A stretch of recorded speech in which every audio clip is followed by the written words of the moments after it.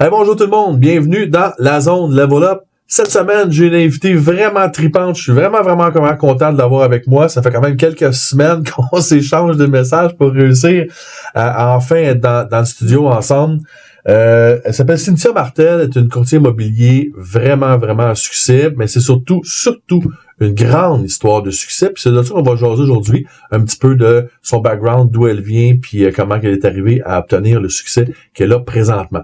Mon nom est Éric Guitard, puis on part ça maintenant. La zone, c'est pour toi. Que tu sois entrepreneur ou parent. Si tu as conscience que le mindset, la confiance en soi et l'estime de soi sont essentiels à ton succès, ben, la zone est là pour toi. À chaque semaine, on va parler entrepreneuriat, mindset, leadership et succès. Je te remercie de passer ce beau temps avec moi. C'est parti! Cet épisode est présenté par MYP, Make Yourself Powerful, gamme de vêtements pour gens actifs. www.makeyourselfpowerful.com. Cynthia! Oui! Très content de t'avoir avec moi dans la zone. Bienvenue. Merci de l'invitation. Bienvenue. Écoute, Cynthia, évidemment, nous, on se connaissait pas, mais on s'est connus un peu par l'entremise parce qu'on va donner une conférence la semaine prochaine. Donc là, en date qu'on sort l'épisode, là, mon Dieu Seigneur, on est quelle date aujourd'hui? On est le 15, fait qu'on sort ça le 17. Je vous le dis, là, je sors le 17. Fait que le 23, donc dimanche prochain, on donne une conférence à Gatineau. Moi, c'est ma conférence sur l'ultime niveau de confiance en soi. Puis toi, ça va être une conférence sur la gestion du changement. Donc, c'est même qu'on est tombé en contact ensemble. Là, je commence à regarder ce que tu faisais sur les médias sociaux. Puis toi, je dis, tabarouette, ça roule. Puis c'est super cool. Fait que aujourd'hui, on veut parler de ton histoire, de t'es parti de où pour en arriver où ce que t'es là, puis de vivre le succès que t'as là. Fait que, d'emblée, c'est qui Cynthia Martel? Un peu, justement, t'es parti de où? Puis écoute, vas-y, je t'écoute. Et je suis sûr que tout le monde va être super content d'entendre ça, cette histoire-là. Fait que Cynthia, vas-y, je te laisse le micro. Écoute, c'est assez simple quand même dans toute sa complexité, je te dirais. J'ai toujours été quelqu'un au niveau très corporatif toute ma vie, donc dès jeune âge, 20 ans, je suis tombée dans le domaine dentaire, dans ces choses-là, et j'ai fait de la consultation. Donc, qu'est-ce que ça veut dire, consultation? C'était tout simplement consultation pour de la remise à niveau. Donc, je reprenais des entreprises qui étaient en difficulté pour des dentistes et des médecins privés. Et puis, je faisais l'évaluation de l'entreprise, je faisais une planification stratégique de la remise à niveau qu'on voulait faire. J'appliquais les protocoles et je faisais les suivis par la suite pour m'assurer que tout le monde restait à flot, là, si on veut. Donc, 22 ans plus tard, quand même, j'ai vécu une situation plutôt sur le plan personnel qui a fait que malgré tout, que j'avais une belle vie, j'avais une grosse maison, une grosse voiture, je voyageais. C'est la belle vie, c'est sûr et certain, mais j'avais besoin de générer quand même plus de revenus que ça pour, comment je pourrais dire, changer de vie. Okay. On va dire ça comme ça. Amener certains changements au niveau plus personnel. On n'embarquera pas là-dedans, c'est bien parfait. C'est ça. Mais tu avais besoin d'avoir des changements, puis pour le faire, tu as besoin de te générer un certain coussin. Exactement, right. Exactement. Super cool. Donc, quand j'ai évalué mes possibilités, finalement, si je retournais à l'université, ben là, on s'entend que c'est sûr qu'il allait avoir une baisse de salaire, puis il aurait fallu que je fasse des changements autres dans ma vie. Et j'ai une famille quand même qui vient de l'immobilier.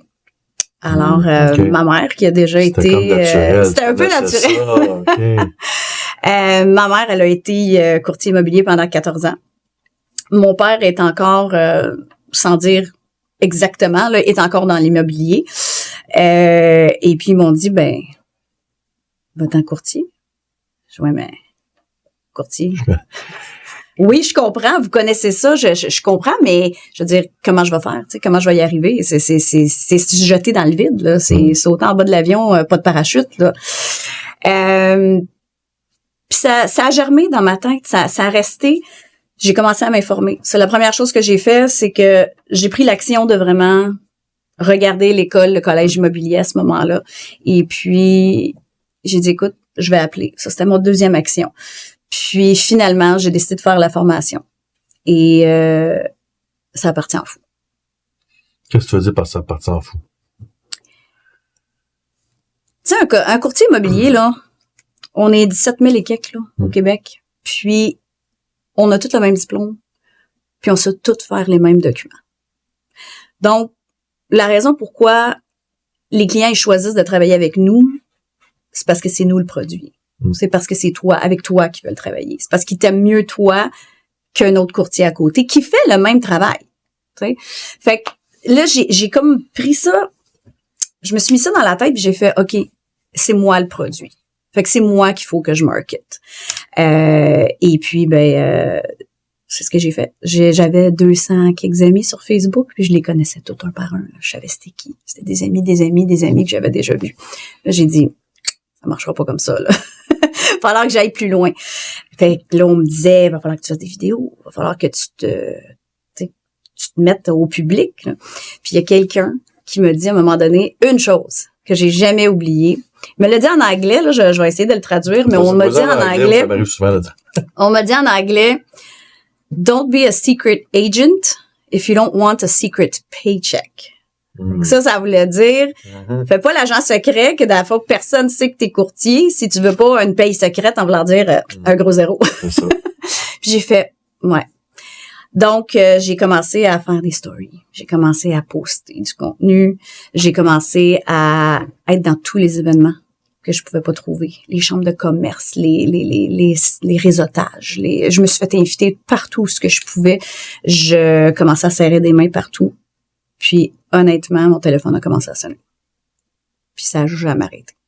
Mais, j'ai fait un effort vraiment, vraiment, vraiment important de me publiciser, de me mettre à nu, de me mettre sur les réseaux sociaux. Puis, même si la gêne était extraordinaire quand que je filmais mes stories, ben non, tu la filmes, tu le fais. Puis, si celle-là est comme ça, ben la prochaine sera meilleure. Je suis curieux de savoir, mettons, quel genre de sujet de story que tu faisais, mettons, à tes débuts, puis qu'est-ce que tu fais aujourd'hui en termes de sujet de story. Je suis quand même un peu curieux.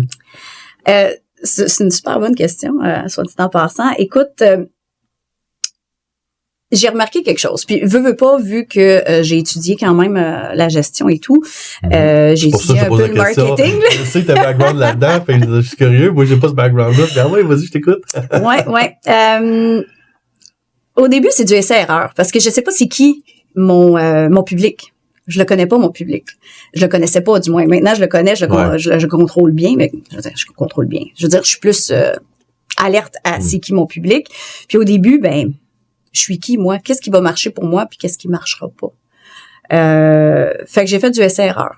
Mais la chose certaine que j'ai pu voir en étudiant quand même le marketing que je fais, c'est que, faut que je sois dans la story ou faut que je sois dans le contenu.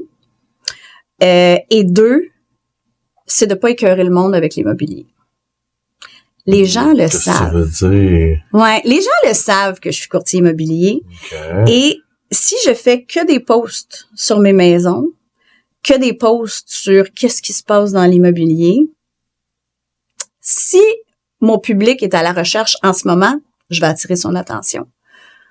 Le 90% de mon public qui est pas à la recherche d'immobilier, mais peut-être va l'être dans 6 mois, dans 1 an ou dans 2 ans, va pas accrocher sur ça, puis va aussi peut-être passer le « est fatigante » avec ça.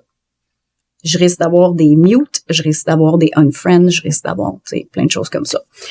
Donc, c'est un équilibre entre sa vie personnelle et son travail. Et je te dirais que c'est plus c'est un 80-20. Tu sais, la loi du 80-20, là, elle s'applique ici aussi. Donc, 80% personnel. Exact. 20% immobilier. Et ça fonctionne. Parce que les gens, là, ils veulent savoir Cynthia, à quel restaurant qu'elle a été manger hier. Cynthia, elle a été à quel spectacle. Cynthia, elle a été, magasinée où? Qu'est-ce qu'elle a acheté? Puis, tu sais, Cynthia, elle se tient avec qui? C'est qui ses amis? Qu'est-ce qu'ils font? C'est quoi ses activités? Ça, les gens, ils veulent savoir ça. après, quand je mets une propriété, ils sont comme, ah oui, c'est vrai, Cynthia est courtier immobilier. Mais ça, là, je suis pas obligée de leur rappeler tout le temps. Ils savent. C'est correct, là. Et, drôlement. Merci à notre partenaire, Maître Sophie Laframboise, avocate médiatrice familiale depuis plus de 32 ans. Elle est située à Blainville et vous pouvez la rejoindre au 450-595-2021. Ça m'arrive fréquemment qu'il y a des gens qui me tapent sur l'épaule, ils me disent « Allô? » Puis là, j'ai comme un genre de « Oh my God, c'est qui? » Mais je la connais pas, la personne. Non, eux, ils te connaissent. Exact. Puis ils sont à l'aise de venir me voir, puis ils me donnent la main, puis ils sont comme « Non, inquiète-toi pas », parce qu'ils voient que je suis comme pute dans ma tête, puis je suis comme « Oh mon Dieu, je me rappelle pas c'est qui. » C'est comme « Non, tu me connais pas, mais je te suis sur tes réseaux sociaux, puis j'ai l'impression de te connaître. » Puis, c'est ça la clé. Quand quelqu'un va choisir avec qui travailler, ils vont vouloir être confortables, ils vont vouloir être à l'aise. Fait que c'est mon téléphone qui va sonner plus souvent qu'autre chose. Très intéressant, très, très, très intéressant. Là, donc on s'est lancé un peu dans la création de contenu et tout ça, mais je vais faire un petit backtrack sur qu'est-ce qui t'a amené à vraiment vouloir amener ce changement-là de carrière, ce changement de cap. Ce que je veux dire par là, c'est OK, t'as eu peur, c'est clair. Puis comment t'as fait pour passer par-dessus cette peur-là? Oui, effectivement. Parce qu'on s'entend que tout le monde qui veut faire du changement, c'est ce qui les empêche de faire le changement, c'est cette peur-là de l'inconnu. Ouais. Puis toi, tu as eu le courage de le faire. À quoi tu peux attribuer justement cette force, ce courage? Tu sais, la force, le courage, ça rime souvent, je trouve, avec un peu mindset, comme je pourrais dire. Puis, ça dépend à quel point est-ce que tu veux quelque chose. Okay. Parce que c'est sûr que tu peux être bien dans ta routine, puis dans ta tête, tu peux te dire, j'aimerais ça un jour faire ça, j'aimerais ça un jour faire ci. Ça, c'est une chose. Mais de changer de mindset et de commencer à prendre des actions concrètes pour aller vers le changement, on parle pas de tout lâcher puis d'y aller là, dans le vide. Moi, je l'ai fait. Oui, moi, je l'ai fait. Pourquoi? Parce que pour moi, c'était pas une option de pas réussir. Moi, l'échec, c'était pas une option à ce moment-là. Aucunement. Donc, je me suis dit, c'est ça ou c'est rien. Ça peut pas être pire. Puis, je me suis lancée. Je me suis lancée sans filet. Je me suis lancée endettée. Je me suis endettée pour être courtier immobilier parce que les gens, ils pensent pas, mais ça coûte cher par année. Avant de vendre la première maison, ça a coûté quelques dizaines de milliers de dollars. J'ai compté près de 30 000 là, que je me suis endettée. J'en connais beaucoup de courtiers immobiliers. Puis c'est pas pour rien que la plupart font 2 ans puis c'est fini après. Exact. Puis j'y crois, puis je m'en rends compte, puis je me dis, c'est là que les gens lâchent, admettons, ou à tel moment, ou à tel endroit. Mais justement, c'est... OK, allons-y. On vient de dire, il y a 17 000 courtiers immobiliers au Québec. À peu près, grosso modo, ça rentre, ça sort. Il y en a au moins 80% là-dedans qui crèvent de faim. Là. On va dire vraies affaires. Encore une fois, j'en connais une maudite gang. Puis, il y en a... Qu'est-ce que justement qui t'a amené... À quoi t'attribues vraiment ton succès par rapport à d'autres? Est-ce que c'est vraiment justement cet exposure-là, ces médias sociaux? C'est vraiment ta capacité à te marketer? C'est un mélange des deux, oui. C'est un mélange des deux. Je vis un peu avec comment je pourrais dire? Je vis un peu de manière, je fais ce que j'ai à faire, puis si t'aimes pas ça, regarde ailleurs. Oui. OK? Fait que ça, c'est numéro 1. Et ça... Et ça, dès que t'es capable de mettre ça dans ta tête et d'y croire, parce que c'est facile de dire, mais c'est d'y croire, ben moi... J'ai plus de compétition dans ma tête. Je regarde plus qu'est-ce que les gens font, puis mes compétiteurs, puis les autres courtiers dans le coin. Moi, je fonce tête première. Puis si t'aimes pas ça, ben c'est bien correct, mais je vais continuer quand même. Ouais. Puis ça en a froissé quelques-uns. C'est sûr, parce que les gens, on devient le miroir des autres, puis que là les gens tu vois, là, oh mon Dieu, j'aimerais ça faire comme elle, mais j'ai pas le gosse. Fait que là, il est bien plus facile d'haïr quelqu'un que de se regarder dans le miroir et de faire comme, ouais. moi, je fais pas l'ouvrage. Je fais pas les efforts, c'est de ma faute, tu sais. J'adore ça. Fait que j'ai pris des notes pendant que tu me parlais parce que je trouvais que c'est une belle direction à aller. Il y a des gens qui vont souhaiter avoir des nouvelles choses, ils vont souhaiter des changements. Toi, c'est passé plus, t'étais plus du côté de qu'il faut, là. Il faut, c'est plus un désir. En fait, c'est devenu un projet, c'est devenu un plan, c'est devenu, tu sais, dans l'action, parce que tantôt, j'écoutais, j'aimais bien ça. C'est la première action que j'ai posée. Après, c'est la deuxième action que j'ai posée. Le mot action est sorti de notre ami Yann Lajoie, qui va être d'ailleurs en conférence le 23 avec nous autres. Lui, c'est Action avec 3S. Puis il fait longtemps que je connais Yann. Il est déjà venu sur mon podcast d'ailleurs. Puis il fait longtemps qu'il prêche ça. Puis c'est vraiment un beau modèle d'ailleurs. Yann, il est assez, il défonce des portes solides. Absolument. Puis j'ai très hâte de le revoir dimanche prochain. Justement, parenthèse rapide, dimanche le 23 février à Gatineau. On va mettre les liens dans l'épisode, puis autant sur tes médias sociaux que sur les miens, on peut trouver également les publicités, les liens, mais à Gatineau, on va avoir 5 conférenciers, donc Katrina Anderson qui organise ça, qui est déjà venue sur mon podcast, Katrina, je sais plus du numéro d'épisode, là, mais on a fait un gros épisode sur son histoire, son livre, elle a écrit tout ça. Katrina organise ça, donc toi, tu en as parlé de la gestion du changement, moi, j'en ai parlé de la confiance en soi, Katrina va parler de son histoire, Yann va parler d'action, et c'est qui déjà la quatrième conférence? Elle fait du marketing, Marie-Josée. Marie-Pierre, c'est ça. Oui. Marie-Pierre qui vient vous parler. Bruno aussi qui dans le fond, qui nous accueille dans son resto. Fait que Bruno parlait beaucoup de business, de mindset de business, puis de plan de match business. Puis Marie-Pierre est beaucoup, évidemment, très présente dans les médias sociaux également, parler marketing, parler plus de ces choses-là. Fait que très, très, très, très beau line-up pour venir travailler sur ton mindset, ta business, ton mindset sous plein d'angles. Tu sais, moi, j'ai un angle confiance en soi, Yann va amener un angle d'action, tout amène un angle changement, c'est écœurant, puis on parlait plus business en marketing avec Marie-Pierre, avec Bruno, tu sais, vraiment plan de match business. Fait que si t'es travailleur autonome, si t'as une petite business, tu te dois d'être là. Si t'es pas travailleur autonome, mais tu veux du changement dans ta vie, tu veux enfin faire comme si je t'annule de ma job de merde. Ben, tu vas être à la bonne place également. Le repas est inclus. C'est une journée absolument, absolument incroyable. Va voir clique sur le lien. Clique sur le lien qui vient avec le podcast. Puis va acheter ton billet. C'est dimanche prochain, toute la journée à Gatineau. L'adresse exacte, puis tout va t'inscrire dans la publicité. Je voulais faire cette parenthèse-là. Absolument. Parce qu'il faut en parler. Donc, je sais pas si je m'en allais avec ça, mais c'est pas grave. Le courage de passer à l'action, le courage de changer. Puis là, ben, évidemment, tu m'as parlé de t'en foutre de ce que les autres pensent. Puis ça m'amène à une question. On fait 180, on s'en va ailleurs. Absolument.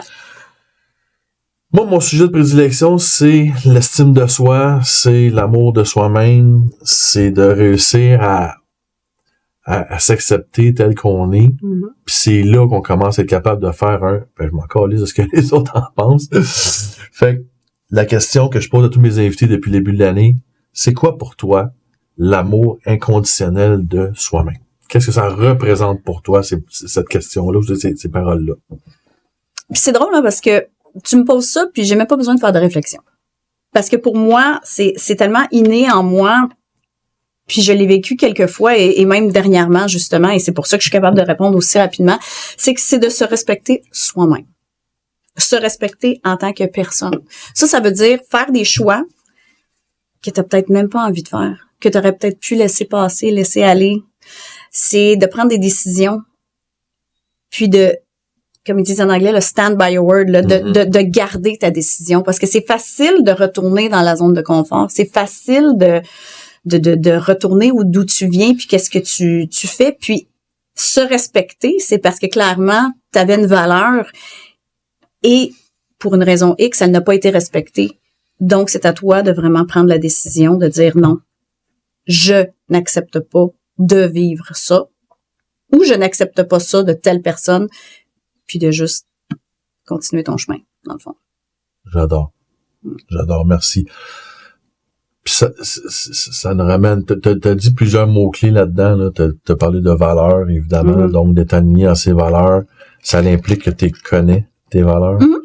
Ce que très peu de gens ont, ça implique que tu te connais, que tu connais tes besoins, que tu connais ce que tu veux pas. Puis c'est pour ça que c'est devenu mon sujet de prédilection, parce que personnellement, je regarde la société aujourd'hui, puis probablement 95% de la société est malade présentement de ce côté-là. Les gens ne s'aiment pas, donc acceptent dans leur vie des choses qui sont pas pour eux Exact. autres, acceptent de se faire traiter d'une certaine manière ou se traitent d'une certaine façon, tout en lien. Aujourd'hui, je suis comme incapable de voir des comportements humains puis pas voir à travers ça le manque d'amour propre, le manque d'estime. Fait que, Tout à fait.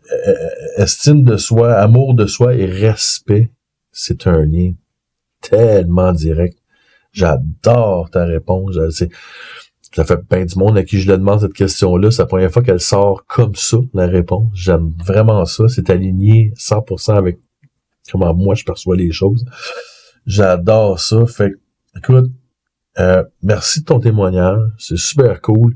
On veut pas aller trop loin parce qu'on veut que les gens viennent à la conférence. Mais oui. La semaine prochaine parce que on voulait s'en tenir à ton histoire plus que à la gestion du changement en tant que tel parce que justement ça va être ton sujet de conférence. Fait que le 23 février 2025, donc c'est cette semaine là. Ça se passe. Si t'écoutes l'épisode dans la semaine qui sort, c'est là que ça se passe. C'est là que ça se passe. Puis soyez là, ça va être une journée vraiment écœurante.